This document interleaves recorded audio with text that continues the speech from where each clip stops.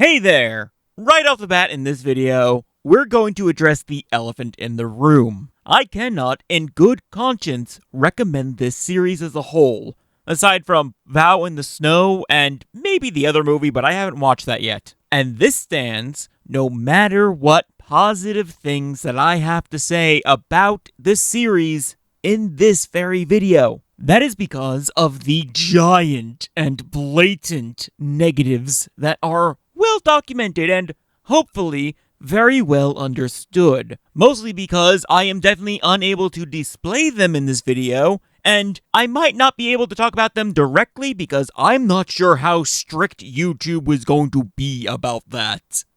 You should know the legacy, let's call it, of Prisma Illya, and that's what I'm addressing here. But I am still giving a full review of the first season of the anime and the manga collection that recently came out in English. So I will still be as objective as I can and give positive praise on things that warrant it. And I will be criticizing the negative parts as I deem necessary. Just because I like things in this series doesn't mean I like everything. There is nuance. Granted, this disclaimer is being directed towards people who don't understand that concept, so yeah, let's just jump into this.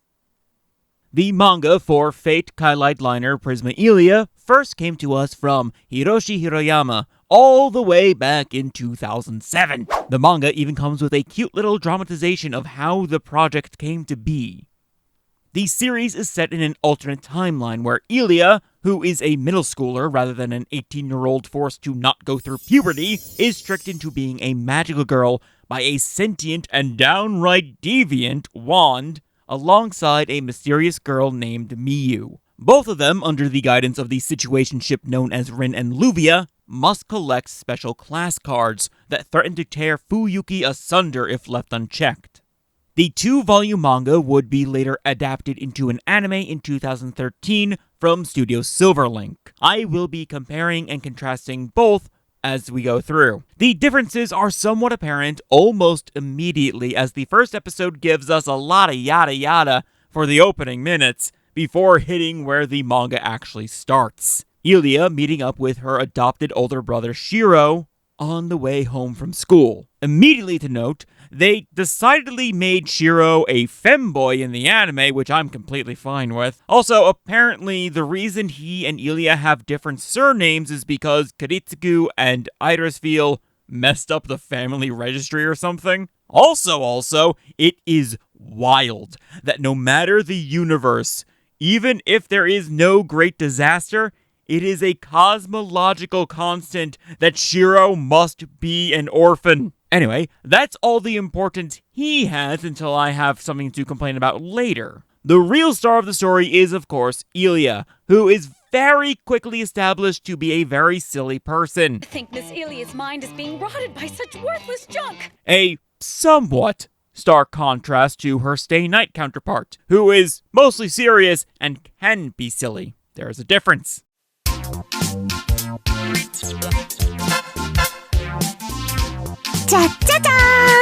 She is a typical middle school girl. She likes magical girl anime, goes to school, has a brother complex to push heteronormativity in the most twisted way possible, has a good group of friends, and even has a pair of maids that are albino just like her. You know, typical stuff. But that all changes when high in the sky, Rin and Luvia are giving us that toxic Yuri goodness, fighting when they are supposed to be working together. It gets to the point where their magical sticks, Ruby and Sapphire, get so sick of their shit that they abandon the two girls to plummet to the earth and find new masters.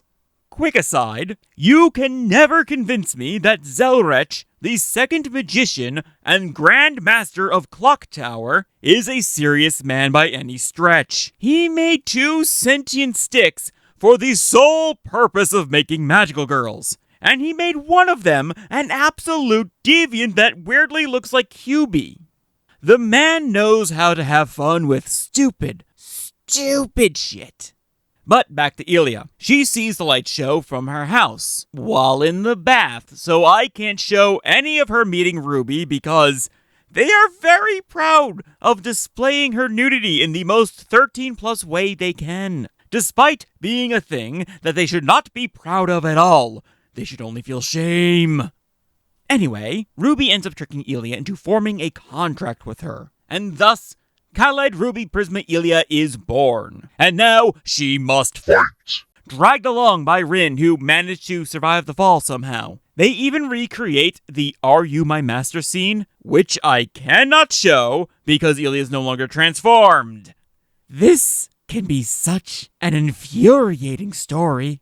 Moving along, Illya gets a crash course in some of what is going on, not all of it. 2 weeks ago, the clock tower discovered 7 anomalies throughout Fuyuki. These anomalies turned out to be the class cards, extremely powerful artifacts that could very well threaten to destroy the city, maybe even more. The Kaleidosticks, Ruby and Sapphire, were loaned to Rin and Luvia respectively to collect the cards as they were beyond human means. Though it is not actually explained how Clock Tower managed to collect the Archer and Lancer cards before the start of the series, that's for later. That's called foreshadowing.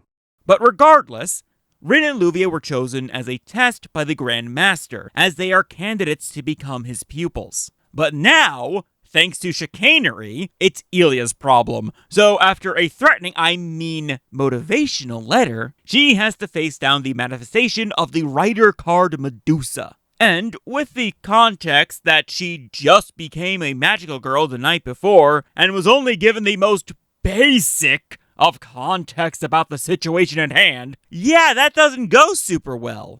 We need more distance, yes! Run away! Rin just threw a 10-year-old into a death battle and said, "You got this, champ." Thankfully, this 10-year-old is equipped with a magical Swiss Army BFG, so she is able to do something even with just winging it. But of course, when the noble phantasm is broken out, things get dicey until soon-to-be best girl Miu shows up and does what even the great Ku Cullen could never do. Actually beat someone with gay ball. And this is actually a good point to say that I think the manga has overall better writing than the anime. For the most part, they sync up pretty well in terms of story beats, but there are moments like what I'm about to go over that make the writing in the manga feel just much tighter. In the anime, Miu shows up to Illya's class the next day as a transfer student. What a sudden and shocking twist. Though it is lampshaded after the fact. Looks like things have taken a turn for the cliché. The appearance of a mysterious transfer student. It is a common stereotype found in magical girl storylines. Long time no see, Sapphire. In the manga, Illya actively lampshades it herself before a hard cut to Miu being introduced to the class. To me, this definitely makes the joke hit a bit harder. It feels like a smarter way to handle the cliched trope. This is just a small example of tidier storytelling, but there are bigger examples that we will get into later. From here, Miu proves herself to be a genius without a lick of common sense. Like, she is utterly brilliant, but is so not socially adjusted that she just does Sheldon Cooper levels of nonsense. Like, she breaks out complex formulas to solve a 5th grade problem, and then she is genuinely confused when Taiga calls her out for it. Ultimately, in every academic field from math to art to home ec to even PE, Miu is unparalleled. Again, just her common sense and social skills need work. Also, the anime does get a point in this sequence, cause it had a girl drawing yaoi of, I think, Gawain and Hakuno, which is objectively amazing. No notes should have been in the manga. We then get a conversation between Illya and Miu about their magical girl work. Miu claims that she does not wish to work with Illya because the latter is only in it because she thinks it's a game, implying that Miu has unspoken reasons as to why she wants to fight and collect the cards. And so she dismisses Illya outright to her face, which is awkward because the two are now neighbors, as Luvia built a mansion across the street from Illya in the span of a single school day. The real magic in this series is money. It's even more awkward because after the two get their butts kicked by the caster card Medea and barely get away with their lives, it's decided that the two need to learn to fly in order to properly fight this enemy. Illya immediately just starts flying using the logic of, Magical girls are supposed to fly. I mean, aren't they? while Miyu is unable to because But people can't fly. the sweet and simple innocence of a very simple girl versus the cold clinical process of a computer. When magic is based on imagination, those with more whimsy reign supreme. And so, after Luvia throws Miyu out of a helicopter mama bird style, Miyu has to ask Illya for help. In the anime, they waste time with Illya trying to explain how, despite it already being established that the girl has no idea what she's doing at any given time. But the manga just cuts straight to Illya showing Miyu the anime that was inspiring her. This, of course, is of no help to Miyu, as she is still unable to wrap her head around the logistics of a human performing self-sustained flight.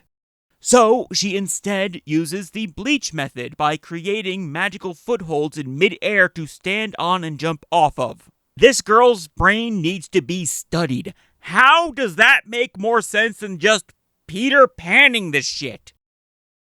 Anyway, the two beat Caster and start to form a bond, and that's another successful...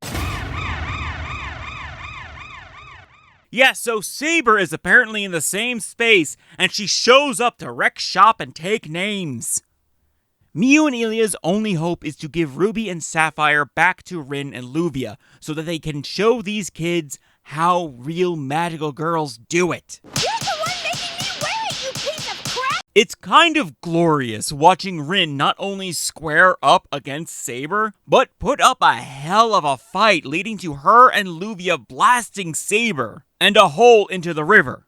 But of course, that doesn't really work, and Saber makes an even bigger hole using Excalibur. This prompts Illya to unlock her hidden powers and use the Archer card in its proper function. Install.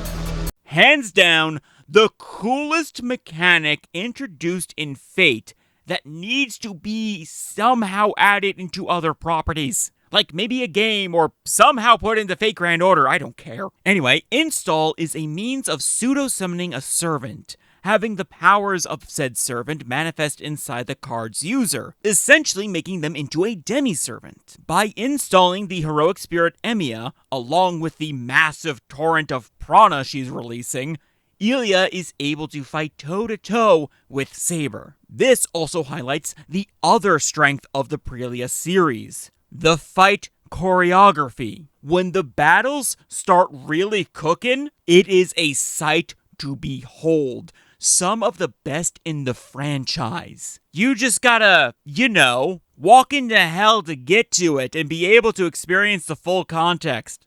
But, after an Excalibur beam struggle that I am not going to bother getting into the power scaling about, seriously, just sift through the context and you can piece it together, the mission is actually finally successful, and we get into the real deviations of the manga and anime. In the anime, this is where the overall narrative begins to falter, as it shows something has unlocked within Illya, but that's it. It doesn't actually address it in any way. So yes, you can ascertain that there's some unknown seal on her, but it doesn't build it up at all. It's just a thing that happens. Whereas in the manga, it does build it up. And the best part is that it does it without giving answers. After the battle, Illya stays home with a slight fever in both versions, but in the manga, we see the two maids know something about it, and some things surrounding it. That sets up the main difference of how you are asking questions. In the anime, it is out of confusion, but in the manga, it is out of intrigue. Beyond that, this day also focuses on Illya's lesbian awakening. Skirting around the uncomfortable parts of it, Illya sees Miyu in a maid outfit and a switch goes off inside of her. It felt like some sort of switch was flipped inside of me. It was so strange. which is a hilarious visual gag. But the reason that I bring this up isn't to focus on the creepy bits. Again, establish that it's creepy, we understand, but it's more that I want to focus on the anime's problem with heteronormativity. Illya, despite her age, is clearly demonstrated here to be interested in women. I personally have no qualms with characters in this age range showing romantic interest with characters of the same age range. This is because this is around the same time where I started to have romantic ideation. It's only an issue when it goes beyond just romance. But my point is that the series will have moments of Illya being interested in Miu, for instance. But the first season of the anime ends with her dreaming of Shiro. And before anyone says anything about bisexuality, I am bisexual myself. I understand and celebrate its existence and inclusion in media. I'm saying that in Prisma Illya specifically, it feels less like bisexuality and more like heteronormativity. But admittedly, that could just ultimately be me. And I very much understand that it's a weird problem to bring up in this of all series. I did admittedly have a similar problem with Soul Eater Not, but I can't remember if I addressed it in that video. Anyway, that is all I really wanted to bring up about it. I have a problem with how it's portrayed. Let's continue on with the story from after Illya's friends walked in on her committing a felony. We cut to the Prilya team hunting the next card, and Illya very nearly gets taken out by Assassin thanks to being poisoned. This life or death scenario leads her to release Prana again, this time in a devastating explosion, unintentionally nearly taking out Miu, Rin, and Luvia. This is probably the biggest deviation between the anime and the manga, because in the anime, Miu, despite having become closer with Illya, goes on quite the unhinged rant. You were the one who took the first attack, and you were the one who couldn't move. You made a mistake, Illya, and your prana ran wild in response. Your actions put everyone in danger. No! I didn't! No! It's true. The enemies were defeated. But it's because of you that we were nearly killed. I don't ever want to fight with you again. Whereas in the manga, Illya sees what she did and runs away immediately in guilt and shame. Both versions result in Illya quitting being a magical girl because she's afraid of dying, and she never really had a reason to risk her life in the first place. However, the anime is burdened with this weird feeling from how Miu reacted. Yes, she, Rin, and Luvia did get caught up in the explosion, but it's obvious that Illya didn't mean to do it and almost died herself. Miu in the anime is completely out of line, but in the manga, Miu is definitely more understanding and more consistent of a character, because when both versions say that they want to protect Illya from having to fight again, one doesn't feel disingenuous, and based on the setup, I think we know which one that is. I don't ever want to fight with you again. And I have to finish it alone! Or next time, Illya will have to get involved! So now, Miu has to face the last card, Berserker, alone. And yes, I am not counting Rin or Luvia in this equation, because despite Illya quitting, Rin does not get Ruby back. Ruby actually stays by Ilya's side, showing that she isn't completely a terrible being, just mostly a terrible one. But as Illya tries to slot back into her normal life, we get a surprise guest appearance from Irisfield. She rushed home from her travels with Kiritsugu to visit, and in the anime it's inferred that it's because of the unlocking that Illya went through, though, much like before, it doesn't go much past inference. In the manga, it is much more stated, though it still doesn't explain a lot. And, like I said before, this is a much better way to build up mystery. In either version, mother and daughter have a heart-to-heart discussion about Ilya's twisted-up feelings, despite both skirting around specifics. It's a lovely and pivotal scene, but it's very much distracting because it takes place in the bath again. Seriously. This series has a problem with putting some of the most important scenes in the bath. Illya meeting Ruby, Irisfield's pep talk, and in the next season it's Chloe's big climactic scene for her character arc. And honestly, there's nothing inherently wrong with having important scenes in the bath. No matter what, I wouldn't be able to show it on YouTube. But given the main cast of characters of this series, that makes it a problem. It is like it is forcing you to bear witness to the very uncomfortable display to be able to experience the fullness of this otherwise compelling and interesting story. And honestly, I'd have less of a problem if it were just chilling in the bath. Nudity isn't inherently evil or sexual, and these are cartoons. I can suspend my uncomfortable feelings if it was just people quote-unquote existing. I actually think I brought up something similar in my review of Popoton. But the problem lies in the fact that this series very much sexualizes it. And even if it is just drawings and no real person is being hurt, it is still very uncomfortable when the characters are stated to be the ages that they are. And again, I am trying not to speak directly about this because I don't know if YouTube will smack me or not for speaking more plainly about this topic, but you get what I'm saying. Ultimately, there is a line between fiction and reality to be aware of here, but that doesn't really stop it from being weird. Important scenes should not be relegated to these uncomfortable visuals. But hey, it happened, and outside of the visuals, it is very impactful. Iris Feel helps Illya realize that no matter how scary, she does have a reason to fight. She has something that she wants to protect more than anything, and that's Miu, which spurs her to rush out and go to her. Meanwhile, Miu is facing down, actually alone now, having sent Rin and Luvia out of the mirror dimension. She is desperate to finish it here and now because, as stated, she doesn't want Illya to have to fight. Whatever her reasons to fight before were, they now include protecting Illya. She even installs the Saber card to better fight, but unfortunately Berserker's Noble Phantasm proves too much. And just as all hope looks lost, Illya swoops in to save the day, dragging Rin and Luvia back in for the assist.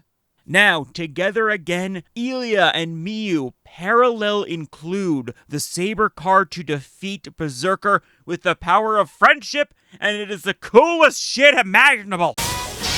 We can do anything if we're together. Yes, let's move forward.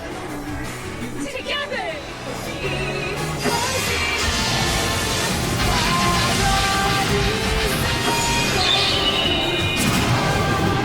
Illya and Miu go back to school the next day, and Miu is full clingy, jealous housewife mode. Like, she says she's Illya's friend, and given that it's Miu, I'm willing to believe that she actually believes that, but it's definitely puppy love, especially with how in the anime, Illya accidentally stole her first kiss and she was completely fine with that. She has zero interest in fraternizing with anyone else, especially the girl who needs an entire bottle of Adderall.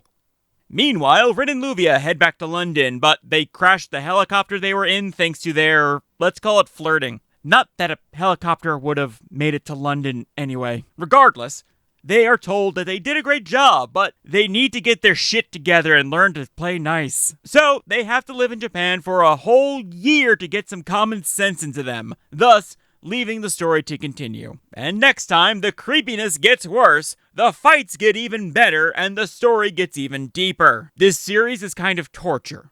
There are so many good things that I can say about it, but they are all overshadowed by what's bad about it. You cannot escape it, and you cannot excuse it. You can either tolerate it, or you don't. Those are the only acceptable answers. I will not accept enjoying it. That is not an option here. But for the question posed in the thumbnail, yep, the story is better in the manga, so it's a yes. Creep factor is about the same, maybe better since they're still images, so there's no panning or anything like that. I don't know, what do you think? Have you ever given Prillia a fair shake? Let me know your thoughts down in the comments below. If this does well, I'll continue with a part 2, but until then, thank you so much for watching and I'll catch you next time in the void. Later.